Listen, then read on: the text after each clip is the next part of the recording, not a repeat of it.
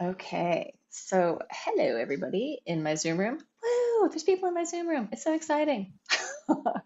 We're going to do the Laban Lab today, and I'm going to talk about the major themes, and we're going to work with some of them.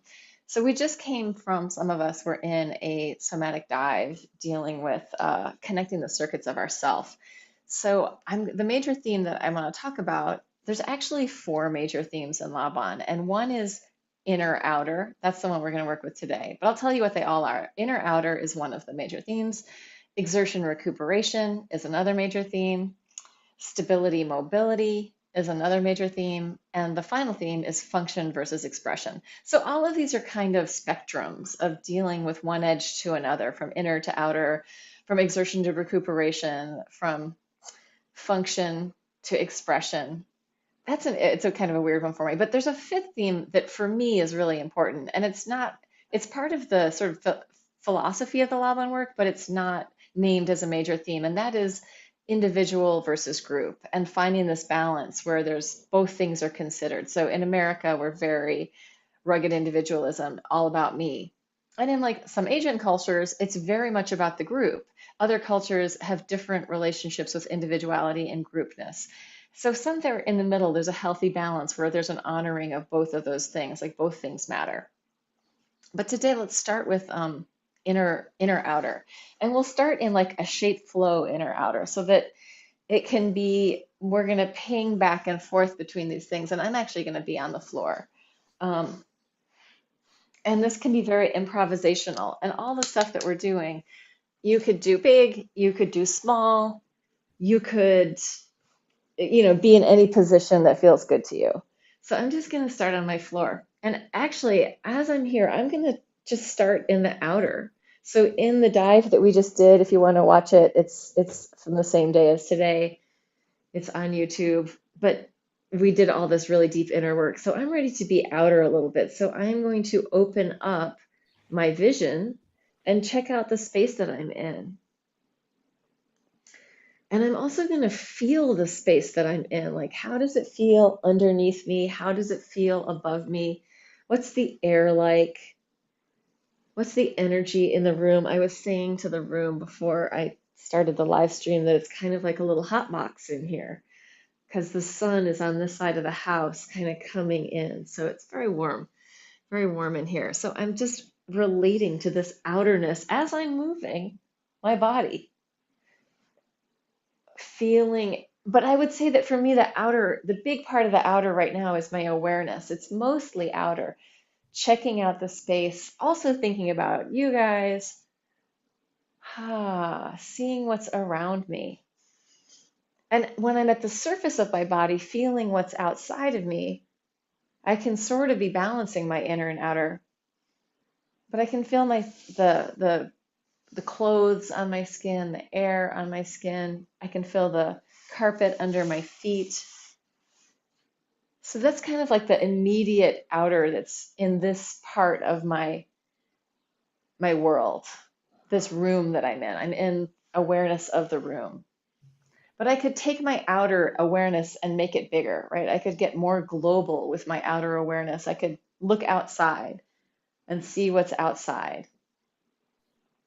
I could think about other people. I could think about the things that are happening in the world, right? I can go way outer. I could think of the things that are happening in outer space. So I could really radiate my awareness out. So what I'd like to do is, as we're in this radiating our awareness, wherever we're radiating it outward, I'd also like to start to bring in the awareness of the inner. Can we be aware of both? What's happening? What does it feel like inside as I have this awareness going out and in?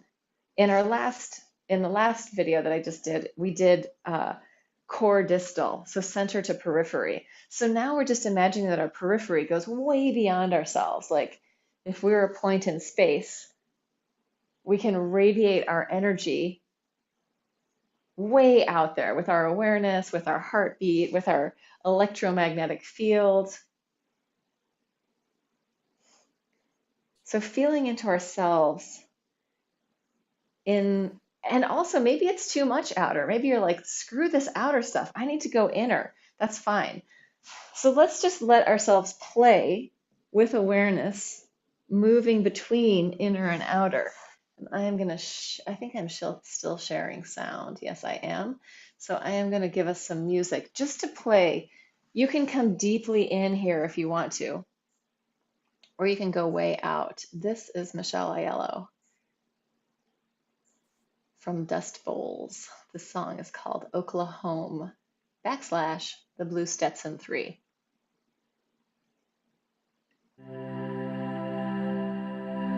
Noticing where you want to be in space, or where you want to be in the inner or the outer.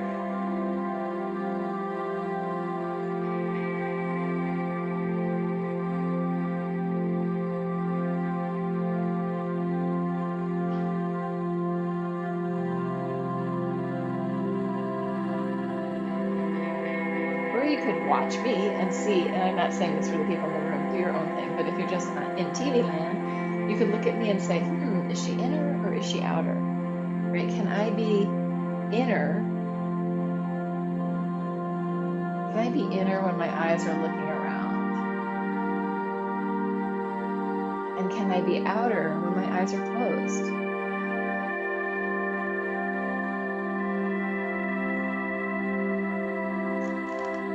Letting your movement be as big or small as feels interesting to you, but feeling your shifting of inner and outer.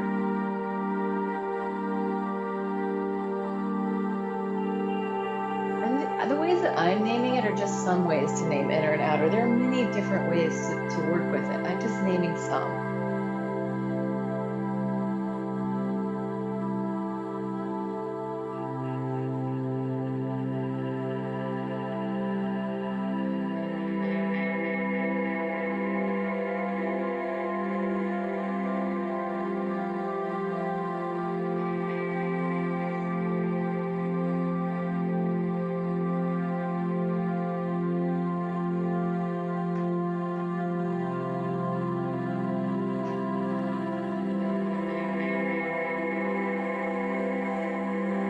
Yeah, and my movement, since I'm going fairly big right now, can I show these outers and these inners? Can they be balanced where there's even inner and outer relation going on?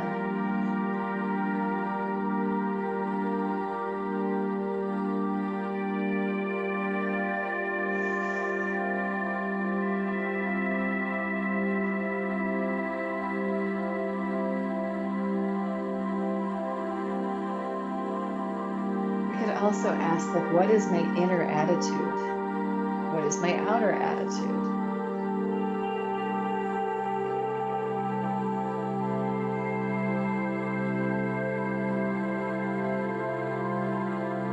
Is there a harmony between my inner and my outer?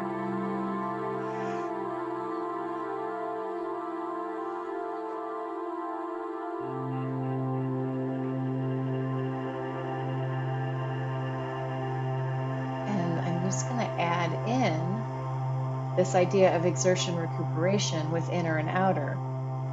Like, I can recuperate in my inner, or if I've been in too long, I can recuperate in my outer. So just to add in this idea, switching themes to exertion recuperation, in the Laban work, it doesn't mean like I'm working really hard. That doesn't necessarily mean the exertion. It could be that I've been so quieted and so calm for so long that working really hard could be the recuperation from the exertion of being really chill, right? So it's really a balance, and it takes away the idea of what's hard and what's easy, or what's like, it just is like finding balance. Like if I've been in somatic practices for a really long time and I'm really slowed down, I may need to recuperate with some activation in my nervous system, right? So it's really about these balances. Or if I've been outer, I can recuperate inner. If I've been inner, I can recuperate outer. So it's just finding balance. Exertion recuperation, that idea is, how do I find balance? If I use it in space, if I've been going up and down for a long time, maybe I need to go side, or maybe I need to go forward, backward. So noticing for yourself, when does that come in? At what point does my organic body say, shift this, change this? Like if you are doing something, at what point does your body go, I need something else? So that awareness, your sort of internal awareness of what's happening for you is that play of exertion recuperation. So just a quick ask in my room, if anybody had anything come up or any awarenesses with the inner outer play or the exertion recuperation idea. And actually, anybody, we have a person watching in the live stream. So if you want to ask questions, you can also type it in the chat and I can see that kind of off to the side.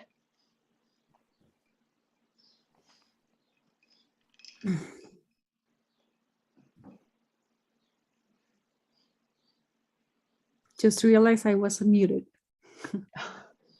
Yeah, I'll share how my practices for a pretty long time now have been inner when I was outer for many years before that. And still, if I ask my body, it's still inner. not outer still feels too much. Yeah, and I feel like that's actually super true for, especially since the pandemic. Like my practices have become much more solitary, most of them, and much more reflective, um, much more consistent. And that's a lot of inner work that I've been doing. I do have a lot of need for like outer hyper activity stuff. So pole dancing, all that kind of stuff can be much more outer. How about you? Anybody else want to say anything? You don't have to. It's up to you.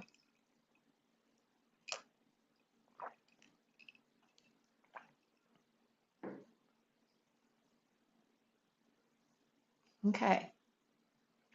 So let's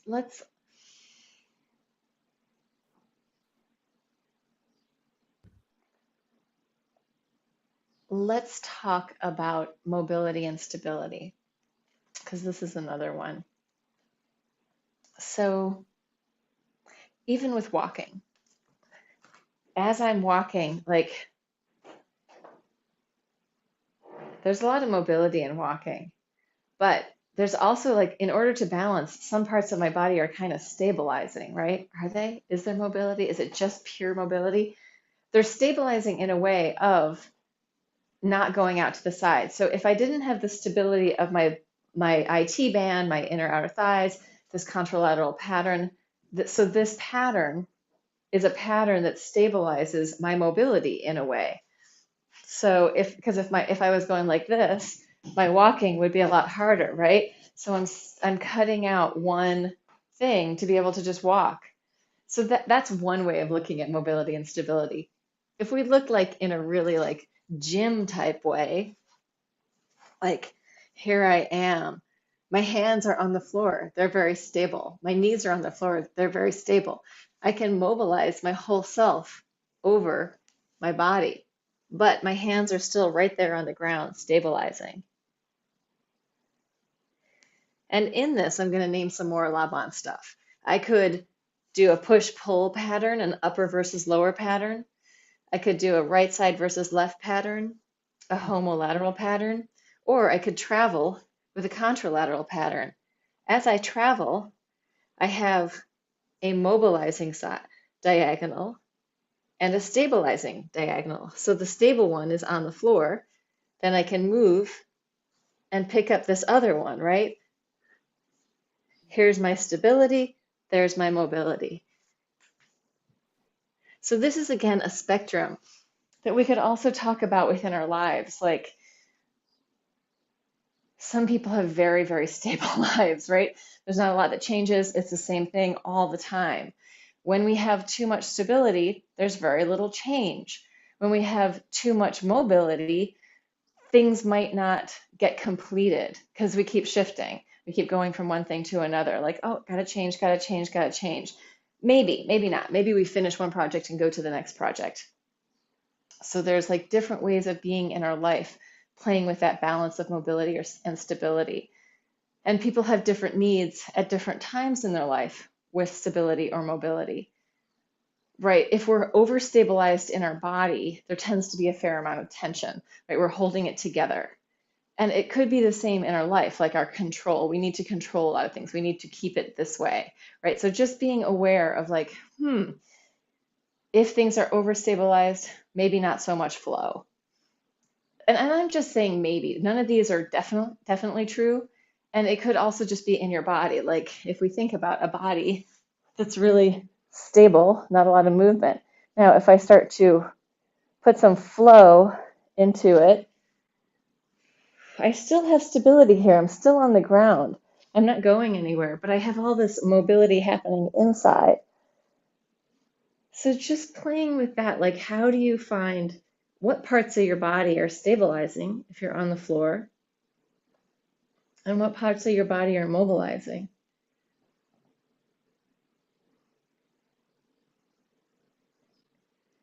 And just to drop it back in there, this idea of inner and outer, as you're down there, what do you notice with your inner and outer?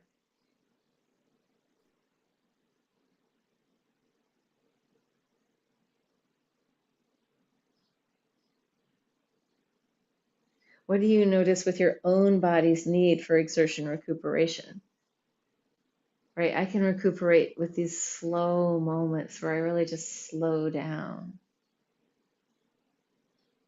Right now, that feels really like, oh, that feels really good. But if I spend a long time in the slow, I might want to recuperate by speeding it back up, right? Getting some more action, some more mobility. So, I mean, I feel like thinking of the mobility stability as a bigger life picture is a great way to like, are the things that are happening in your body reflected in your world? Are they reflected in your household or in your family? So these themes are just ways of looking and thinking.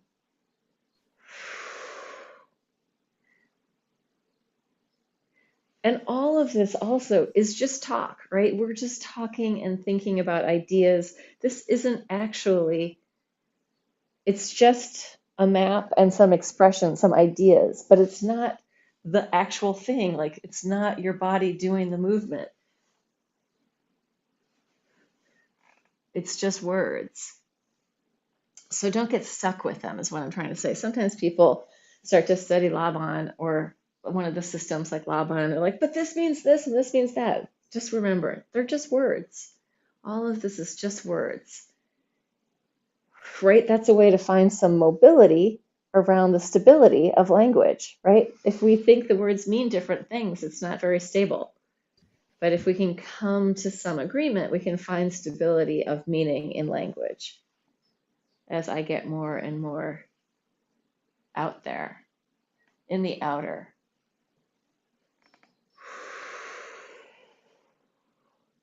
And so for me, from my experience of doing the Laban work, which I was in the year-long program in the 90s, and it was basically, I think, 18 hours a week of class. And we wrote papers and did all sorts of things.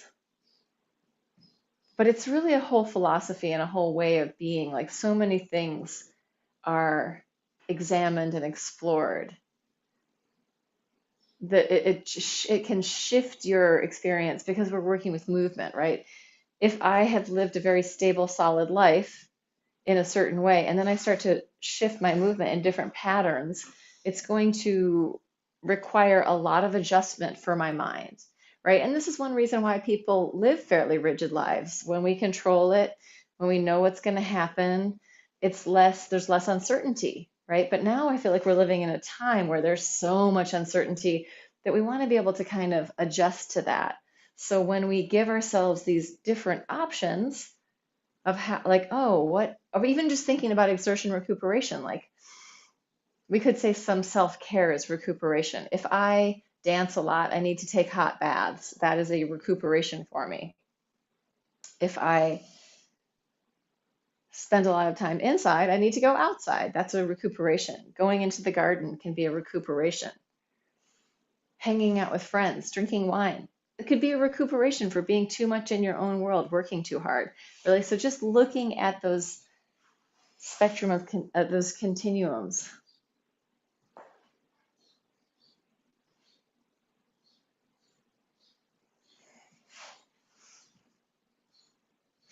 and inviting in the play in your body. So if I really open up my flow and just let my body do what it wants to do, it's expressing things. What's it expressing? I don't know. I'm not really thinking about that. But the movement that I'm doing isn't like functional movement in the sense that it has a pathway. It's the if I talk about the function of what I'm doing is freeing up the flow in my body. What happens when I free the flow? I have more uh, core support, breath support, parasympathetic healing time when the flow has more freedom in my system, in my body. If somebody had an incredibly free flow life, they might need to stabilize to come in to have those things. So we can really talk about these things that can be pluses or minuses sort of anywhere along the spectrum. Too much stability, too much mobility, too inner, too outer, too much recuperation, too much exertion, right? All of it is just a balance. Too much expression, no function. They never get anything done. Nothing's happening. It's just this, that, right? So all of these things are just part of that language, these major themes. So coming back in, I'm just on a ramble. It's the monologue ramble happening here. How's it going there in the TV land, people? I think I'm going to stop recording and just come into the room with you guys. So, little teeny bit on the major themes from me. That's the way that I interpret them in some ways. It's not from everybody going to be the same. It will always be different.